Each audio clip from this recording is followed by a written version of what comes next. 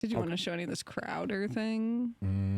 That weird clip about Callan's speech. Oh, this was, I'll show that really quickly. Everybody's probably seen the dating clip. Yeah, screw that. I don't even want to cover anything. I just want to show you what Brian Callen's doing.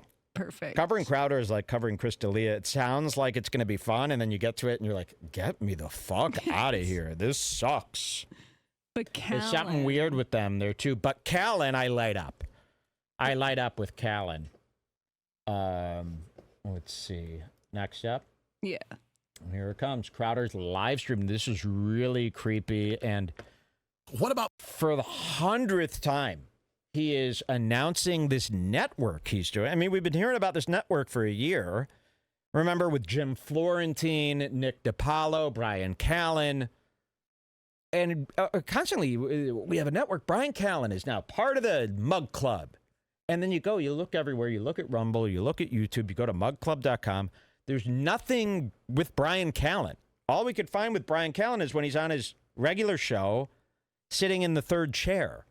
So when does anybody have any information? I mean, we spent hours looking for it. Does anyone have any info on when Brian Callen and Nick DiPaolo's shows on Crowder's network actually start? Are they ever going to be shows, or does Crowder just like doing promos? I mean, really, Crowder doesn't really produce anything. He just does promos for things that never seem to come, and he kind of just confuses everybody and then switches gears, buries people in content, and they kind of just figure that they must have missed something. Like he did this big show this week where he was Maggot Woman. I've got an explanation for everything you guys have been wanting to hear. And then he did like an hour-long show where he's like, no, I never He's like addressing all the rumors, and then he made up a rumor that no one accused him of. He was like, I did not cheat on my wife, and I never would. And then he's like, well, I'm glad we cleared up all the rumors from the nasty media. And it's like, that was such a tricky, sneaky trick that he did. He actually tried to do this. So there's all these allegations of Crowder. You've been hearing about him. Showing his penis to the staff, doing all the pills, asking people for drugs, the video of the wife, all this shit. He hasn't addressed any of that. And then he finally puts out a video addressing all the rumors. And then makes up a rumor that doesn't exist. And then addresses that one. And then literally tells his audience that it's all over and all rumors have been addressed. Any other rumor you could possibly need the answer to, Gerald will answer on his Twitter. On Twitter.